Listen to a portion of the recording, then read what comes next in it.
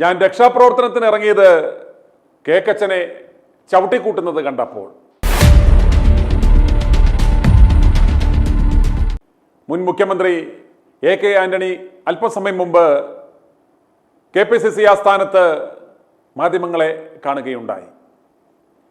എന്തുകൊണ്ടാണ് ഇപ്പോൾ പെട്ടെന്നൊരു പത്രസമ്മേളനം വിളിച്ചത് എന്ന് ചോദിച്ചപ്പോൾ ഏകപക്ഷീയമായി നിയമസഭയിൽ പ്രതിപക്ഷത്തെ ചവിട്ടിക്കൂട്ടുന്നത് കണ്ട് സഹിക്കാൻ വയ്യാഞ്ഞാണ് ഞാൻ ഒരു വിശദീകരണവുമായി വന്നത് എന്നായിരുന്നു ശ്രീ എ.കെ. ആന്റണി മാധ്യമങ്ങളുടെ മുന്നിൽ പറഞ്ഞത്. അതിൽ നിന്ന് തന്നെ നമുക്ക് മനസ്സിലാക്കാം, ITV ന്യൂസ് കഴിഞ്ഞ ഏതാനും ദിവസങ്ങളായി പറഞ്ഞുകൊണ്ടിരുന്നത് അതിനെ വന്ന് ഒന്ന് അറ്റസ്റ്റ് ചെയ്യുകയായിരുന്നു ശ്രീ എ.കെ. ആന്റണി ചെയ്തത്. നമ്മൾ എന്താണ് പറഞ്ഞത്? നിയമസഭയിൽ ഭരണപക്ഷത്തിൻ്റെ മുഖ്യമന്ത്രിയുടെ നേതൃത്വത്തിലുള്ള ആ ഭരണപക്ഷത്തിൻ്റെ ആക്രമണങ്ങളെ ചെറുക്കുവാൻ ശേഷിയില്ലാതെ കീറിപ്പറിഞ്ഞ് പോയ ആ കേക്കച്ചൻ്റെ സംരക്ഷണാർത്ഥമാണ് ഇന്ന് എ.കെ. ആന്റണി ഒരു രക്ഷാപ്രവർത്തനം നടത്തുവാൻ ശ്രമിച്ചത്. പക്ഷേ അതും പാളിപ്പോയി. നമുക്കറിയാം, പോലീസ് കസ്റ്റഡി ആക്രമണത്തെ മുഖ്യ അജണ്ടയാക്കി, മുഖ്യ ഡ്രം ഗാർഡാക്കി ഈ നിയമസഭാ സമ്മേളനത്തിൽ ഒന്ന് പൊളിക്കാമെന്ന് കരുതിയാണ് കേക്കച്ചനും സംഘവും വന്നത്. എങ്കിലും പിണറായിയുടെയും അണികളുടെയും മുന്നിൽ അടിപതറിപ്പോയി. അടിപതറി എന്ന് മാത്രമല്ല, നാണം കെടുകയും ചെയ്തു. കൃത്യമായ കണക്കുകൾ, ചില പരാമർശങ്ങൾ നടത്തിയപ്പോൾ പ്രജ്ഞയേറ്റിരുന്ന എ.കെ. ആന്റണി പോലും സടകുടഞ്ഞ് എഴുന്നേറ്റു. പക്ഷേ അദ്ദേഹത്തെ കൊണ്ടുവന്ന് ഇതുപോലൊരു പത്രസമ്മേളനം നടത്തിയെങ്കിലും 8ന്റെ പണി യഥാർത്ഥത്തിൽ ഇരന്ന് വാങ്ങുകയായിരുന്നു. അദ്ദേഹം യഥാർത്ഥത്തിൽ ഇന്ന് ഒരു കൺഫഷനാണ് മാധ്യമങ്ങളെ വിളിച്ച് മാധ്യമങ്ങളുടെ മുന്നിൽ ഒരു കുമ്പസാരമാണ് നടത്തിയത്. തെറ്റുപറ്റിപ്പോയി. എനിക്ക് മുത്തങ്ങ വിഷയത്തിലും ശിവഗിരി വിഷയത്തിലും മാറാട് വിഷയത്തിലും തെറ്റുപറ്റിപ്പോയി. ഞാൻ ഉദ്ദേശിച്ചത് അങ്ങനെയൊന്നുമല്ലായിരുന്നു. ശിവഗിരിയിൽ പോലീസ് കയറുവാൻ കാരണം ഹൈക്കോടതി വിധി ഞാൻ നടപ്പിലാക്കുവാൻ ശ്രമിക്കുക മാത്രമാണ് ചെയ്തത്. അതുപോലെ മുത്തങ്ങയിലും കുടിലുകെട്ടി താമസിച്ചവരെ പുറത്താക്കുവാൻ വേണ്ടി മാത്രമാണ് ചെയ്തത്. പക്ഷേ ഇതുപോലൊന്നും കലാശിക്കുമെന്ന് ഞാൻ പ്രതീക്ഷിച്ചില്ല. മാറാടും ഞാൻ ഇങ്ങനെയൊന്നുമല്ല ഉദ്ദേശിച്ചത്. കൂടുതൽ എന്തെങ്കിലും അറിയണമെന്നുണ്ടെങ്കിൽ ഇടത് സർക്കാർ നിയോഗിച്ച ആ കമ്മീഷനുകളുടെ റിപ്പോർട്ടുകളൊന്നും മാത്രം പരിശോധിച്ചാൽ മതി. പക്ഷേ എനിക്കതിനകത്ത് വേദനയുണ്ട്, വിഷമമുണ്ട് എന്ന് അദ്ദേഹം കൺഫ്യൂസ് ചെയ്യുകയായിരുന്നു. ചുരുക്കത്തിൽ പിണറായി സർക്കാർ എന്താണോ പറഞ്ഞു വെച്ചത് അതിനെ ഊട്ടിയുറപ്പിക്കുക മാത്രമാണ്, അതിനെ അക്സെപ്റ്റ് ചെയ്യുകയാണ് രക്ഷാപ്രവർത്തനത്തിയ എ.കെ. ആന്റണി ചെയ്തത്. ഞങ്ങൾ അല്പസമയം മുമ്പ് ഇദ്ദേഹത്തിൻ്റെ ഈ പത്രസമ്മേളനത്തിന് മുമ്പ് തത്സമയം ഞങ്ങൾ ചർച്ച ചെയ്യുകയുണ്ടായി. ഞാനും CM രാജേന്ദ്രനും തമ്മിലുള്ള ആ ചർച്ചയിൽ ഞങ്ങൾ പറഞ്ഞ ഒരു കാര്യം എന്ന് പറയുന്നത്, ഇത് വീണ്ടും പിണറായിക്ക് കുത്തുവാനുള്ള ഒരു കുന്തവും കത്തിയും ആയുധങ്ങളും കൊടുക്കുവാൻ വേണ്ടിയുള്ള ഒരു സെൽഫ് ഡിഫീറ്റിംഗ് എക്സസൈസ്, ഒരു സെൽഫ് ഡിസ്ട്രക്ഷൻ എക്സസൈസ് ആണ് നടക്കാൻ പോകുന്നത് എന്ന് ഞങ്ങൾ പറഞ്ഞത് അക്ഷരാർത്ഥത്തിൽ ശരിവെക്കുന്ന ഒരു പത്രസമ്മേളനമാണ് ഇപ്പോൾ നടന്നത്. ഒരു ഗുണവും മണവുമില്ലാത്ത പത്രസമ്മേളനം. മാപ്രകൾ പലതും പ്രതീക്ഷിച്ചുകൊണ്ടാണ് അദ്ദേഹത്തെ കാത്തിരുന്നത്. അദ്ദേഹത്തെ വി.ഡി. സതീശനും സംഘവും തങ്ങൾക്ക് ശേഷിയില്ലാത്തത് കൊണ്ട് KPCC അധ്യക്ഷൻ സ്ഥാനത്ത് ഒരു മൊണ്ണക്കുഞ്ഞാട്, ഒരു മരപ്പൊട്ടൻ, ഒരു മരവാഴ, ഒരു ശേഷിയില്ലാത്ത KPCC പ്രസിഡന്റ് ഇരിക്കുന്നത് കൊണ്ടാണ് പ്രജ്ഞയേറ്റിരിക്കുന്ന, ചിന്താശേഷി പോലും നഷ്ടപ്പെട്ടിരിക്കുന്ന, നടക്കുവാൻ പോലും സാധിക്കാത്ത എ.കെ. ആന്റണിയെ ഇവന്മാർ ചുമന്നുകൊണ്ട് ന്യായീകരിക്കുവാൻ ഇന്നൊരു ശ്രമം നടത്തിയത്. പക്ഷേ 8 നിലയിൽ പൊട്ടി. അദ്ദേഹം ഇതാ പൊതുജന സമക്ഷം വന്ന് മാപ്പിരക്കുന്നു. തെറ്റുപറ്റിപ്പോയി, അന്നെനിക്ക് തെറ്റുപറ്റിപ്പോയി എന്ന്.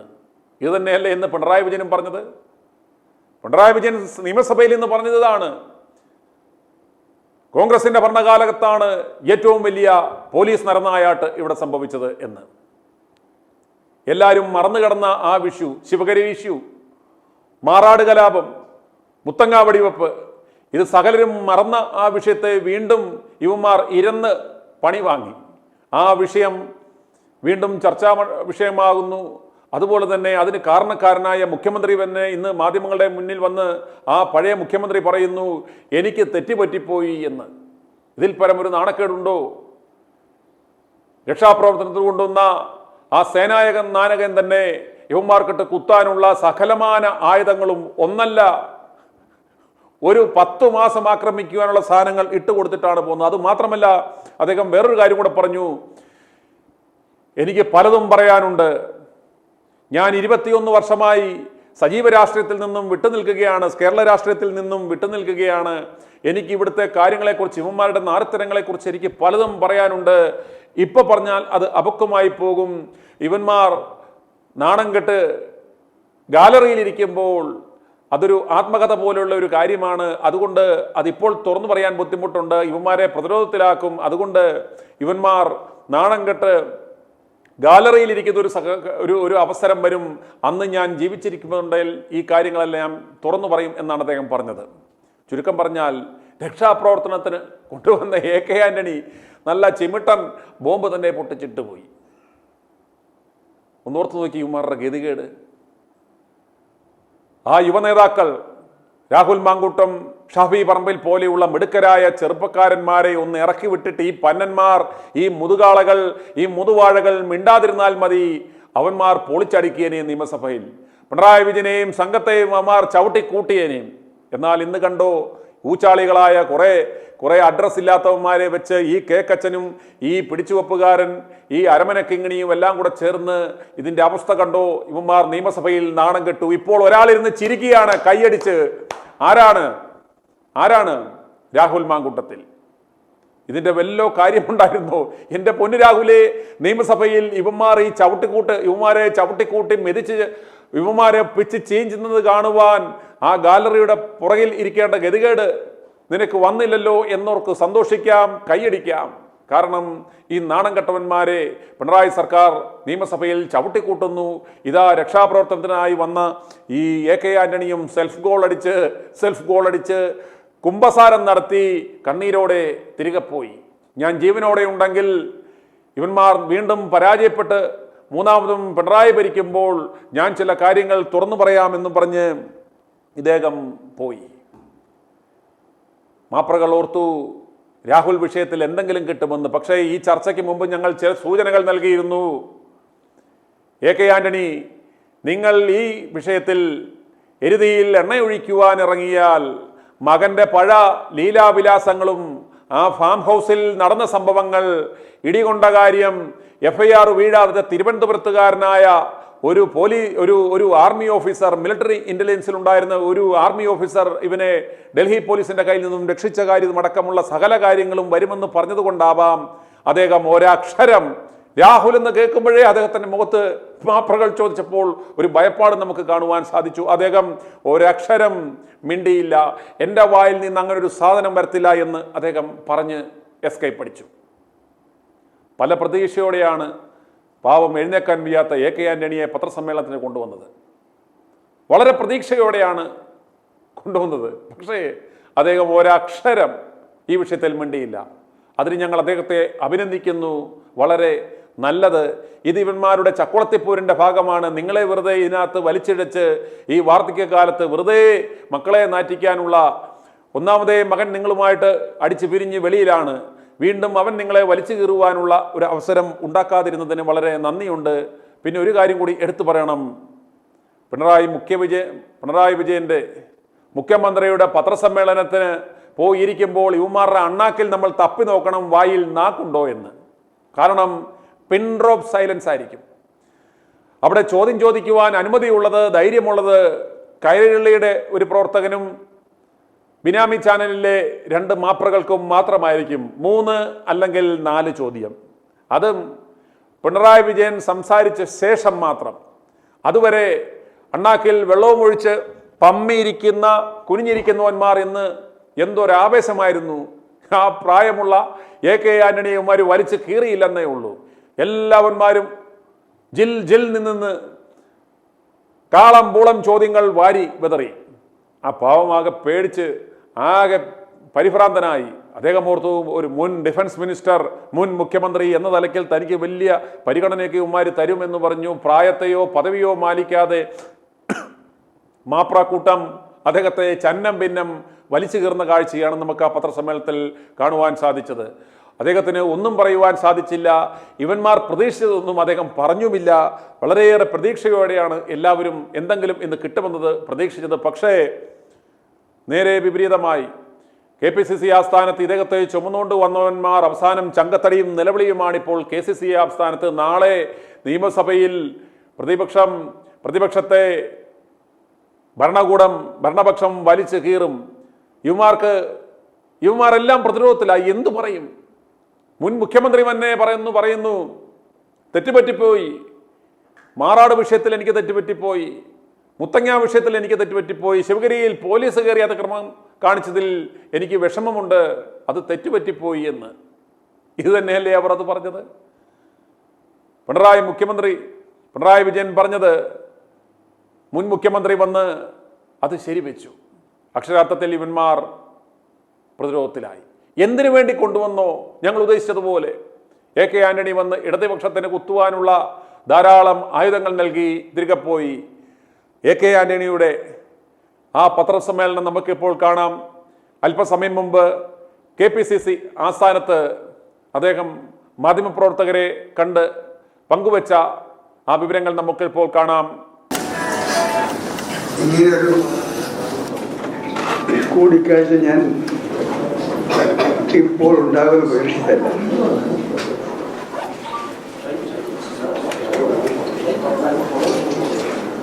പക്ഷേ ഇന്നലത്തെ കേരള നിയമസഭയിലെ പോലീസ് അതിക്രമണത്തെക്കുറിച്ച് ചർച്ചയ്ക്കിടയിൽ LDF അംഗങ്ങളിൽ നിന്നുണ്ടായ ഏകപക്ഷീയമായ ഞാൻ മുഖ്യമന്ത്രിയായിരുന്ന കാലഘട്ടത്തെ കുറിച്ചുള്ള പരാമർശനങ്ങൾ, ആക്രമണങ്ങൾ, അത് കേട്ടപ്പോൾ എന്തെങ്കിലും പറയുന്നത് ശരിയാണെന്ന് എനിക്ക് തോന്നുന്നു. ഞാൻ കേരള രാഷ്ട്രീയത്തിൽ നിന്നും പിൻവാങ്ങിയിട്ട് 21 വർഷങ്ങൾ പൂർത്തിയായി. 2004 കേരളം വിട്ടതാണ് രാഷ്ട്രീയത്തിൽ നിന്ന്.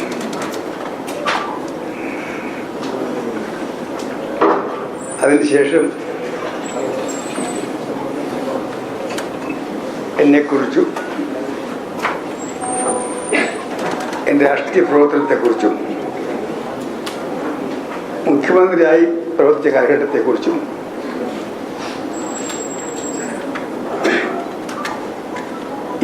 വർഷമായി ഏകപക്ഷീയമായി ഒരുപാട് ആക്രമണം നടക്കാറുണ്ട്. ഞാൻ അതിനൊന്നും ഇതുവരെ മറുപടി പറഞ്ഞിട്ടില്ല. ആവശ്യം വന്നാൽ ജീവിച്ചിരുന്നാൽ അടുത്ത അസംബ്ലി കഴിഞ്ഞിട്ട് ഇലക്ഷൻ കഴിഞ്ഞ് മറുപടി പറയണമെന്ന് ആഗ്രഹിച്ചിരുന്നതാണ്. ഇപ്പോൾ അത്രയും വൈകണ്ട ചില കാര്യങ്ങൾക്ക് മറുപടി പറയാൻ തോന്നില്ല.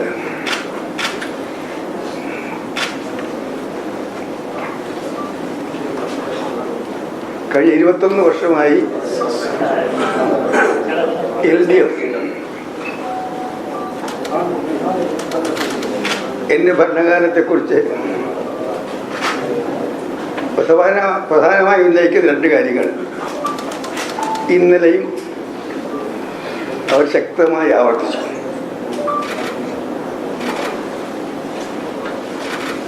ഒന്ന് ശിവഗിരിയാണ്. ഞാൻ വിദ്യാർത്ഥിയായിരുന്ന കാലഘട്ടം മുതൽ, കുട്ടിക്കാലം മുതൽ ഏറ്റവും കൂടുതൽ ബഹുമാനിച്ചിരുന്ന, ആദരിച്ചിരുന്ന ശ്രീനാരായണ ഗുരുദേവനാണ്.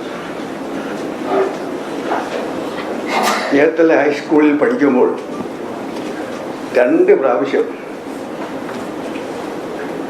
ചേർത്തല സ്കൂളിൽ ഗുരുദേവൻ്റെ മഹാസമാധി എല്ലാ വിദ്യാർത്ഥി സംഘടനകളും വിദ്യാർത്ഥികളും നാട്ടുകാരും ഒരുമിച്ച് ആചരിക്കുന്നതാണ്. 2 പ്രാവശ്യം ഞാൻ ഗുരുദേവ മഹാസമാധിയുടെ ആചരണ കമ്മിറ്റി സെക്രട്ടറി ആയിരുന്നു. ഞാൻ പഠിച്ചിരുന്ന ചേർത്തല സ്കൂളിൻ്റെ പേര് ചേർത്തല ഗവൺമെൻറ് ഹൈസ്കൂളിലായിരുന്നു. ഞാൻ പ്രതിപക്ഷ നേതായിരുന്ന എൻ്റെ കാലഘട്ടത്തിൽ ചേർത്തലയിലെ ഒരു സുഹൃത്ത് പഴയ രേഖകളെല്ലാം കാണിച്ച് ചേർത്തല സ്കൂളിൻ്റെ സ്ഥാപനത്തിന് ഗുരുദേവൻ നൽകിയ സംഭാവനകളെക്കുറിച്ച് എന്നെ ബോധ്യപ്പെടുത്തി. ആ കത്ത് സഹിതം ഞാൻ അന്ന് പ്രതിപക്ഷ നേതാവായ ഞാൻ അന്ന് വിദ്യാഭ്യാസ മന്ത്രിയായിരുന്ന പി ജി ജോസഫിനൊരു കത്തയച്ചു. ഉടൻ തന്നെ പി ജി ജോസഫ് എൻ്റെ അഭ്യർത്ഥന മാനിച്ച് ആ രേഖകൾ കൂടി പരിശോധിച്ചതിന് ശേഷം ചേർത്തല ഗവൺമെൻറ് ഹൈസ്കൂളിനെ ചേർത്തല ഗവൺമെൻറ് ശ്രീനാരായണ ഹൈസ്കൂൾ എന്നാക്കി പറ്റി. അങ്ങനെ ഓരോ ഘട്ടത്തിലും ഗുരുസ്വാമികളുമായി ബന്ധപ്പെട്ട കാര്യങ്ങളിൽ വളരെ ആദരപൂർവ്വം നിലപാട് സ്വീകരിച്ചതാണ്. ശിവഗിരിയിൽ എത്രയോ തവണ കോൺഗ്രസിലുണ്ടായപ്പോൾ, കെ പി സിയിലുണ്ടായിരുന്നപ്പോൾ, മുഖ്യമന്ത്രിയായി, പ്രതിപക്ഷ നേതാവായി, കേന്ദ്ര പ്രതിരോധ മന്ത്രിയായി ഞാൻ പരിപാടിയിൽ പങ്കെടുത്തിട്ടുണ്ട്. ഞാൻ മുഖ്യമന്ത്രിയായിരുന്ന കാലത്ത് എനിക്ക് ഏറ്റവും ദുഃഖവും വേദനയുണ്ടാക്കിയൊരു കാര്യം നടന്നു. അവിടെ 95 കേരള ഹൈക്കോടതിയുടെ ഉത്തരവ് നടപ്പാക്കാൻ വേണ്ടി പോലീസിനെ അയക്കേണ്ടി വന്നു. അവിടെ ഉണ്ടായ സംഭവങ്ങൾ പലതും നിർഭാഗ്യകരമാണ്. പക്ഷെ അവിടെ പോലീസ് പോയത് ഹൈക്കോടതി ഉത്തരവ് പ്രകാരം ക്രിമിനൽ നിയമത്തിൽ പോലീസിനുള്ള അധികാരം ഉപയോഗിച്ചുകൊണ്ട് ശിവഗിരിയിൽ തെരഞ്ഞെടുപ്പിൽ ജയിച്ച സന്യാസിമാർക്ക് അധികാര കൈമാറ്റം നടത്തിയിരിക്കണം. അത് ഗവൺമെൻറ് ചുമതലയാണ്, പോലീസിൻ്റെ ചുമതലയാണ്. അതിനുവേണ്ടി എന്തൊക്കെ ചെയ്യണമല്ലോ ക്രിമിനൽ നിയമത്തിൽ പറഞ്ഞിരിക്കുന്ന എല്ലാ അധികാരങ്ങളും പോലീസ് ഉപയോഗിക്കണം എന്ന് പറഞ്ഞതിൻ്റെ അടിസ്ഥാനത്തിലാണ് പോലീസ് പോയത്. അതും ഹൈക്കോടതി ഉത്തരവ് വന്ന ഉടനെയല്ല. ശിവഗിരി ധർമ്മസംഘത്തിലേക്ക് തെരഞ്ഞെടുപ്പുകൾ കാലാകാലങ്ങൾ നടക്കും. ചിലപ്പോൾ ഏകണ്ഠമായി, ചിലപ്പോൾ മത്സരത്തിൽ കൂടി. മത്സരമുണ്ടാകുമ്പോൾ തോറ്റ വിഭാഗക്കാർ ജയിച്ച വിഭാഗത്തിന് അപ്പോൾ തന്നെ സ്ഥാനം കൈമാറുന്നതായിരുന്നു ശിവഗിരിയുടെ പാരമ്പര്യം. പക്ഷെ 95 മാത്രം അത് നടന്നില്ല. തോറ്റ വിഭാഗക്കാർ ജയിച്ച വിഭാഗക്കാർക്ക് സ്വാമി പ്രകാശാനന്ദ നേതൃത്വം കൊടുക്കുന്ന ഭൂരിപക്ഷ പാനലിൽ വിജയിച്ചവർക്ക് അധികാരം കൈമാറാൻ തയ്യാറായില്ല. അവർ പറഞ്ഞ ന്യായം സ്വാമി പ്രകാശാനന്ദയ്ക്കും കൂട്ടർക്കും ഭരണമേൽപ്പിച്ചാൽ മതാതീത ആത്മീയതയുടെ കേന്ദ്രമായ ശിവഗിരി കാവ്യവൽക്കരിക്കപ്പെടും. ഇതായിരുന്നു അവർ പ്രകടിപ്പിച്ച ആശങ്ക. പ്രകാശാനന്ദയും കൂട്ടരും ആദ്യം കീഴ്ക്കോടതികളെ സമീപിച്ചു. കീഴ്ക്കോടതികൾ പ്രകാശാനന്ദ സ്വാമികൾക്കും അദ്ദേഹത്തോടൊപ്പം ജയിച്ചവർക്കും അനുകൂലമായി വിധി എഴുതി. ആമീൻ പോകും. അവിടെ തടസ്സങ്ങളുണ്ടാകും, എതിർപ്പുകളുണ്ടാകും, ചില സംഘർഷത്തിന് അന്തരീക്ഷം ഉണ്ടാകും. പോലീസ് ഇടപെടാൻ ഞങ്ങൾ തയ്യാറായില്ല. അവയെ മടങ്ങി വരും. അവസാനം കേസ് ഹൈക്കോടതിയിലെത്തി. ഹൈക്കോടതിയിൽ ജസ്റ്റിസ് ബാലസുബ്രഹ്മണ്യത്തിൻ്റെ ബെഞ്ചിൽ ആ കേസ് വന്നു. രണ്ടു ഭാഗവും കേട്ടതിന് ശേഷം അദ്ദേഹത്തിൻ്റെ ബെഞ്ച് തീർപ്പ് കൽപ്പിച്ചു. ധർമ്മസംഘം തെരഞ്ഞെടുപ്പിൽ സംശയാതീതമായ ഭൂരിപക്ഷം കിട്ടിയത് സ്വാമി പ്രകാശാനന്ദ നയിക്കുന്ന പാനലിലാണ്. അവർക്ക് അധികാരം കൈമാറ്റം നടത്തിയേ പറ്റൂ. അതിനെ ഗവൺമെൻറ് സഹായിക്കണം, പോലീസ് സംരക്ഷണം നൽകണമെന്ന് പറഞ്ഞു.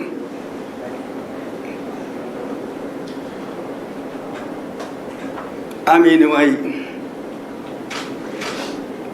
പ്രകാശാനന്ദ സ്വാമിയും കൂട്ടരും പോയി. അപ്പോഴും തടസ്സം മടങ്ങിപ്പോയി. രണ്ടാമതും പോയി, അപ്പോഴും തടസ്സം.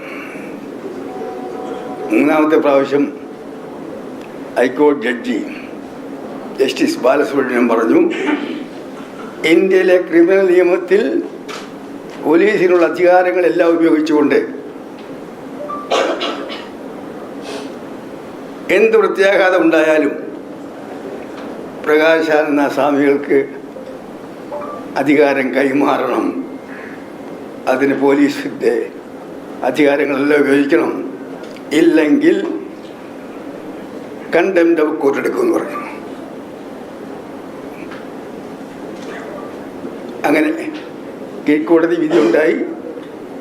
ഹൈക്കോടതി മൂന്നാമത്തെ പ്രാവശ്യവും വിധി കൽപ്പിച്ചു.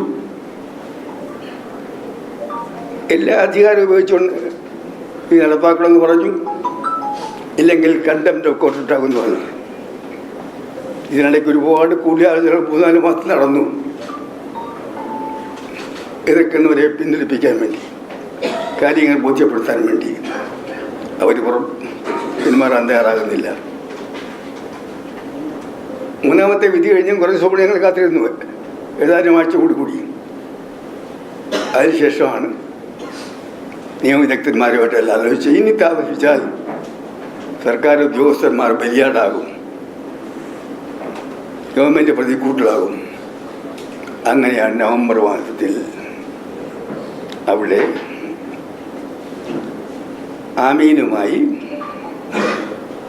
പ്രകാശാനന്ദ സ്വാമികളും അദ്ദേഹത്തിൻ്റെ കൂടി വിജയിച്ചവരും ശിവഗിരിയിലേക്ക് യാത്രയായി എത്തിച്ചേർന്നു.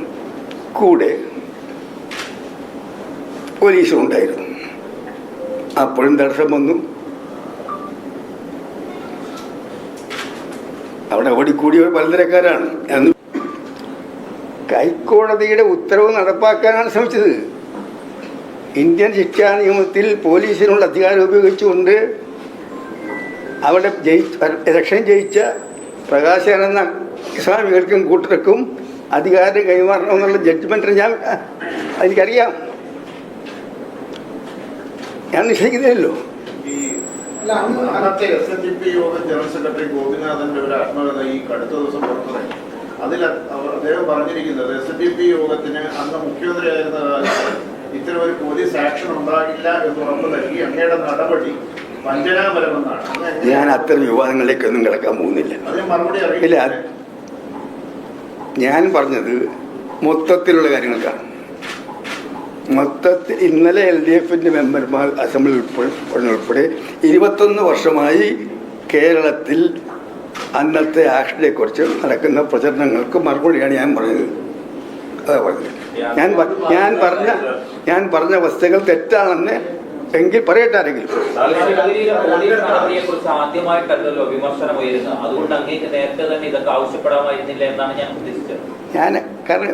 ഞാൻ എൻ്റെ കാലത്ത് ഒരുപാട് കാര്യങ്ങൾ നടന്നിട്ടുണ്ട്.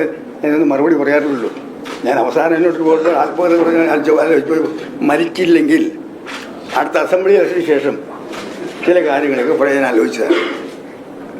ഇന്നലത്തെ പ്രൊവക്കേഷനോട് കണ്ടപ്പോഴാണ് പറഞ്ഞത് ഇത് പറയാൻ ആലോചിച്ചത്. അല്ലെങ്കിൽ ഞാൻ മരിച്ചില്ലെങ്കിൽ അടുത്ത അസംബ്ലി ഇലക്ഷൻ കഴിയുമ്പോൾ എൻ്റെ രാഷ്ട്രീയ ജീവിതത്തിലുണ്ടായ ചില വിവാദങ്ങളെക്കുറിച്ച് ഞാൻ പറയും. അങ്ങനെ ഈ 2 നടപടിയെ സംബന്ധിച്ച് വ്യക്തിപരമായ ദുഃഖമുണ്ട് എന്ന് പറഞ്ഞു. അതായത് ഒന്ന് ശിവഗിരി മഠത്തിലുണ്ടായ സംഭവവും മറ്റൊന്ന് ഈ സംഭവവും, ഈ മുത്തങ്ങയിലുള്ള സംഭവം. ഒപ്പം തന്നെ അങ്ങ് മുഖ്യമന്ത്രി ആയിരുന്നപ്പോഴാണ് മാറാട് കലാപം നടക്കുന്നത്. തമിഴ്നാട് വിഭാഗത്തിന്റെ മുന്നറിയിപ്പ് ഉണ്ടായിരുന്നു, പക്ഷെ കലാപം ഉണ്ടായി. അതിൽ വ്യക്തിപരമായ ദുഃഖമുണ്ടോ? ഞാൻ ഇന്നലെ പോലീസ് മന്ത്രിയും ചോദിക്കുന്നത്. അങ്ങയുടെ ചോദ്യം ഞാൻ ഒഴിഞ്ഞു മറന്നില്ല. പക്ഷേ ഇന്നലത്തെ ചർച്ച ഞാൻ പറഞ്ഞു. മാറാടിനെ കുറിച്ചും എൻ്റെ കാലത്ത് ശരിക്കും വെച്ചിട്ടുണ്ട്. ആ ഒരു എൻക്വയറി റിപ്പോർട്ട് ഈ ഗവൺമെൻറ്റുകളുണ്ട്. എന്താണ് മാറാട് നടന്നത്? ആ റിപ്പോർട്ടും പുറത്തു കൊടുക്കും. എൻ്റെ അഭ്യർത്ഥന താങ്കൾക്ക് എൻ്റെ കാലത്ത് നടന്നിട്ടുള്ള ഇതെല്ലാം ഇതുപോലുള്ള ആക്ഷൻസ് എല്ലാം ദുഃഖം കൊണ്ട് ചെയ്യും. പക്ഷെ ഭരണാധികാരികൾക്ക് ചിലപ്പോൾ അവർക്ക് ചില കടമകളുണ്ട്, കടമ നിർവഹിക്കേണ്ടി വരും.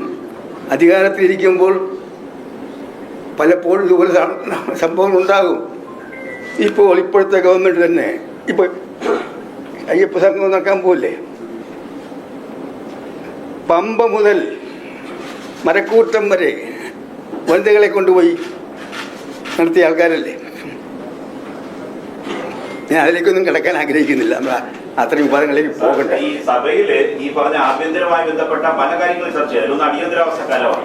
അടിയന്തരാവസ്ഥ കാലത്ത് അന്ന് ഈ ശേഷം ഈ കാരണത്തിന് ശേഷം അന്ന് മുഖ്യമന്ത്രി ഈശ്വര വാര്യർ തന്നെ അദ്ദേഹത്തിന്റെ ആത്മകഥയിൽ പറയുന്നുണ്ട്, അന്നത്തെ സ്പെഷ്യൽ പബ്ലിക് പ്രോസിക്യൂട്ടറെ ഇന്ന് കുഞ്ഞിരാമൻ മേനോനെ നിയമിക്കണമെന്ന കാര്യം അങ്ങയോട് വന്ന് അഭ്യർത്ഥിച്ചു. ആ കേസ് കോയമ്പത്തൂർ കോടതിയിൽ പരാജയപ്പെട്ടു പോയി.